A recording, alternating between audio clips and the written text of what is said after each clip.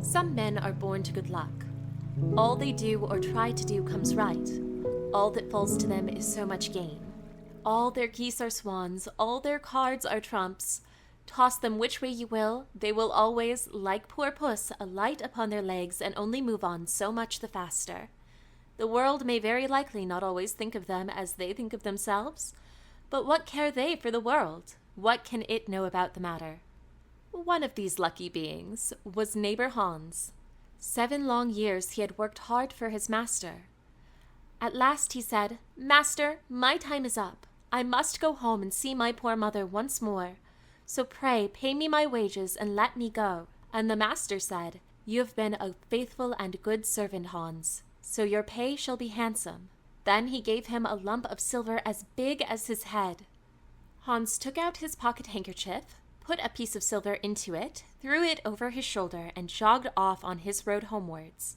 As he went lazily on, dragging one foot after another, a man came in sight, trotting gaily along on a capital horse. "Ah," said Hans aloud, "what a fine thing it is to ride on horseback! There he sits as easy and happy as if he was at home, in a chair by his fireside. He trips against no stones, saves shoe leather, and gets on he hardly knows how." Hans did not speak so softly, but the horseman heard it all, and said, "Well, friend, why do you go on foot then?" "Ah," said he, "I have this load to carry. To be sure it is silver, but it is so heavy that I cannot hold up my head, and you must know it hurts my shoulder sadly." "What say you of making an exchange?" said the horseman. "I will give you my horse, and you shall give me the silver, which will save you a great deal of trouble in carrying such a heavy load about with you." "With all my heart," said Hans. "But you are so kind to me, I must tell you one thing. You will have a weary task to draw that silver about with you." However, the horseman got off, took the silver, helped Hans up, gave him the bridle into one hand and the whip into the other, and said, "When you want to go very fast, smack your lips loudly together and cry, 'Yip!'" Hans was delighted as he sat on the horse, drew himself up, squared his shoulders, turned out his toes, cracked his whip, and rode merrily off, 1 minute whistling a merry tune and another singing, "No care and no sorrow, a fig for the morrow, we'll laugh and be merry, sing neigh down Derry." After a time he thought he should like to go a little faster, so he smacked his lips, cried "Yip!" Away went the horse full gallop, and before Hans knew what he was about, he was thrown off, and lay on his back by the roadside. His horse would have ran off if a shepherd who was coming by driving a cow had not stopped it. Hans soon came to himself and got upon his legs again, sadly vexed, and said to the shepherd, "This riding is no joke when a man has the luck to get upon a beast like this that stumbles and flings him off as if it would break his neck. However, I'm off now once for all. I like your cow now a great deal better than this smart beast that played me this trick, and has spoiled my best coat, you see, in this puddle, which, by the way, smells not very like a nosegay. One can walk along at one's leisure behind that cow, keep good company, and have milk, butter, and cheese every day into the bargain. What I would give to have such a prize." "Well," said the shepherd, "if you are so fond of her, I will change my cow for your horse. I like to do good for my neighbors, even though I lose by it myself." "Done," said Hans merrily. "What a noble heart that good man has," thought he. Then the shepherd jumped upon the horse, wished Hans and the cow good morning, and away he rode.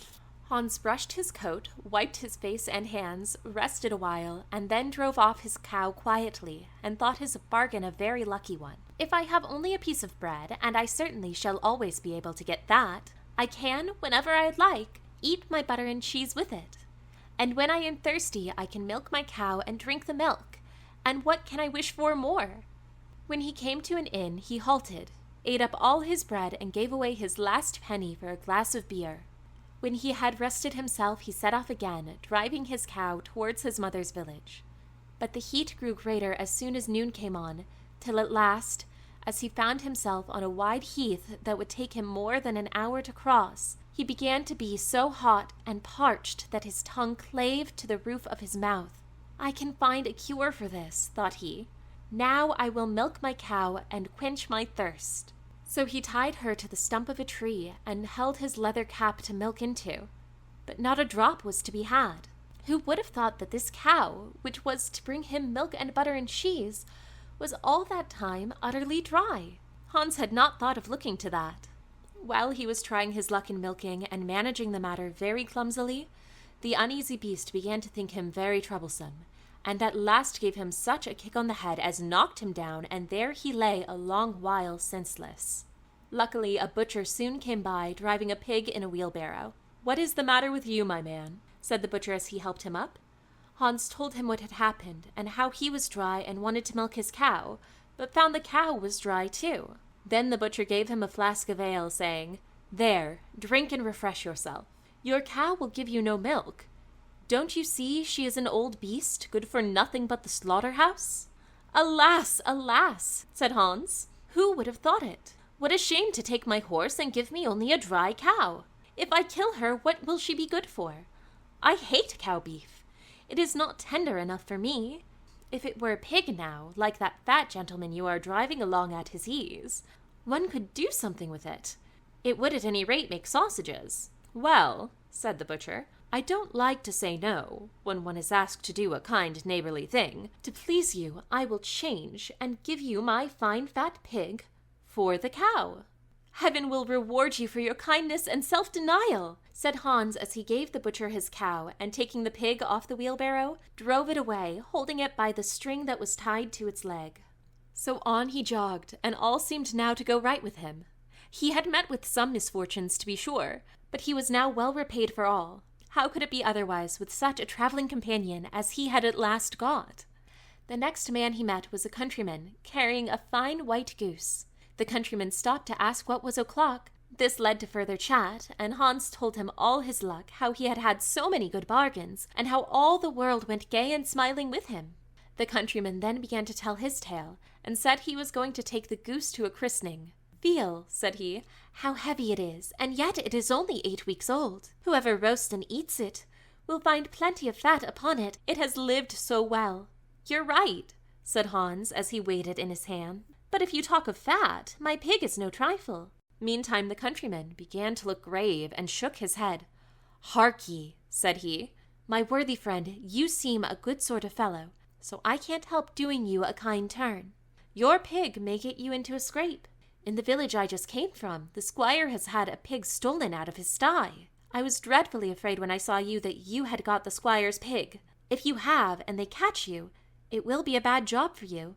The least they will do is throw you into the horse pond. Can you swim?" Poor Hans was sadly frightened. "Good man," cried he, "pray get me out of this scrape. I know nothing of where the pig was either bred or born, but he may have been the squire's for aught I can tell. You know this country better than I do. Take my pig and give me the goose." "I ought to have something more into the bargain," said the countryman. "Give a fat goose for a pig, indeed. 'Tis not everyone who'd do so much for you as that. However, I will not be hard upon you, as you are in trouble." Then he took the string in his hand and drove off the pig by a side path, while Hans went on the way homewards free from care. "After all," thought he, "that chap is pretty well taken in. I don't care whose pig it is, but wherever it came from it has been a good friend to me. I have much the best of the bargain. First there will be a capital roast. Then the fat will find me in goose grease for 6 months. And then there are all the beautiful white feathers. I will put them in my pillow, and then I am sure I shall sleep soundly without rocking. How happy will my mother be! Talk of a pig, indeed. Give me a fine fat goose." As he came to the next village, he saw a scissor grinder with his wheel, working and singing, "O'er hill and o'er dale, so happy I roam, work light and live well, all the world is my home, then who so blithe, so merry as I?" Hans stood looking on for a while, and at last said, "You must be well off, Master Grinder. You seem so happy at your work." "Yes," said the other, "mine is a golden trade. A good grinder never puts his hand in his pocket without finding money in it. But where did you get that beautiful goose?" "I did not buy it. I gave a pig for it." "And where did you get the pig?" "I gave a cow for it." "And the cow?" "I gave a horse for it." "And the horse?" "I gave a lump of silver as big as my head for it." "And the silver?" "Oh, I worked hard for that for 7 long years." "You have thriven well into the world hitherto," said the grinder. "Now if you could find money in your pocket whenever you put your hand in it, your fortune would be made." "Very true. But how is that to be managed?" "How? Why, you must turn grinder like myself," said the other. You only want a grindstone. The rest will come of itself. Here is one that is but little worse for wear. I would not ask more than the value of your goose for it. Will you buy?" "How can you ask?" said Hans. "I should be the happiest man in the world if I could have money whenever I put my hand in my pocket. What more could I want? There's the goose."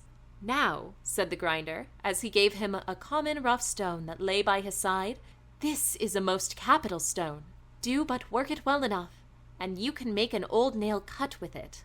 Hans took the stone and went his way with a light heart. His eyes sparkled for joy, and he said to himself, "Surely I must have been born in a lucky hour. Everything I could want or wish for comes of itself. People are so kind. They seem really to think I do them a favor in letting them make me rich and giving me good bargains." Meantime, he began to be tired and hungry too, for he had given away his last penny in his joy at getting the cow. At last he could go no farther, for the stone tired him sadly, and he dragged himself to the side of a river that he might take a drink of water and rest a while. So he laid the stone carefully by his side on the bank.